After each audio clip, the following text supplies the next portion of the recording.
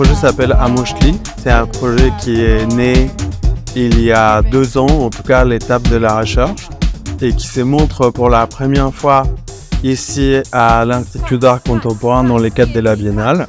C'est un projet très hybride.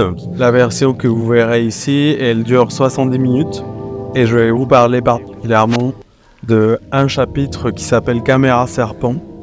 Et en fait, dans ce chapitre, pour moi, il résume beaucoup des choses que j'ai essayé de questionner par le biais de cette installation. Et ça s'appelle Caméra Serpent d'après une caméra qui ressemblerait à la déesse Coatlicue, qui est une déesse aztèque, moitié serpent, moitié aigle, qui change de sexe et de genre. C'est un être non-binaire. Caméra serpent.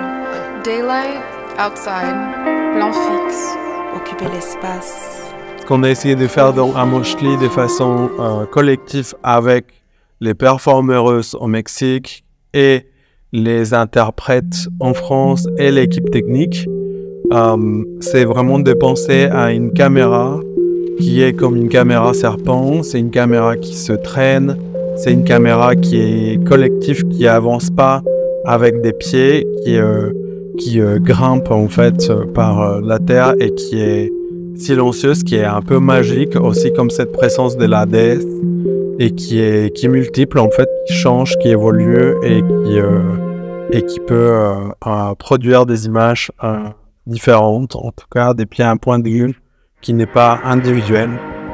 Amoshli, ça veut dire cahier. Pour moi, c'est un cahier multiple, c'est un cahier aussi multilingue, et c'est un cahier qui parle en tout cas d'identité dissidente et aussi de parcours de vie liés à la migration.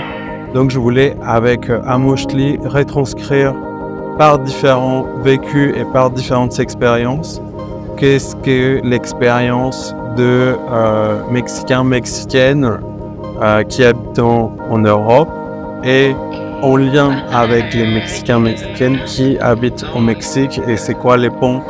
Pour moi, le collectif, c'est pas quelque chose d'abstrait, c'est quelque chose où on apprend aussi à anticiper et à travailler avec de l'intuition pour gérer les différentes personnalités. Ça implique de prendre en compte les besoins, les personnalités et les envies de tout le monde. Et c'est pour ça que le projet, pour moi, est magique, parce que quelquefois, il se transforme selon les besoins du groupe. Et ça peut aussi bien se transformer en clip de musique qu'en documentaire télévisuel, qu'en poème écrit à plusieurs. Donc pour moi, le travail en collectif permet de démultiplier, ou en tout cas d'imaginer, même si je pense que ce n'est pas la seule solution qui existe pour questionner ce type de rapports dans la création artistique et puis dans la vie, dans les rapports humains.